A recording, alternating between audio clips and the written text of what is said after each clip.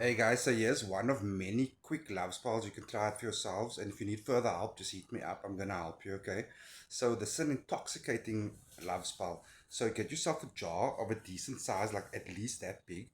Put your mini petition in there, clearly wording your name, target's name, and target is in love with you, obsessed with you, intoxicated with you, desires your touch, your words, your voice, all those things that you want in the from the target, right? You clearly state in there. You put a picture of yourself and target in there.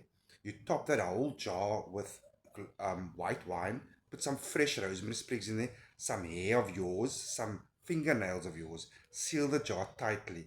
Have another bigger petition written next to this jar, again clearly stating the desired effect. And two red candles placed on top of this jar, one with your name on it, one with Target's name on it. Both candles embalmed with olive oil, and you light it and you work it for at least 5 days. Okay, that's a very quick one. If you need any further help, guys, hit me up. I'm gonna help you out.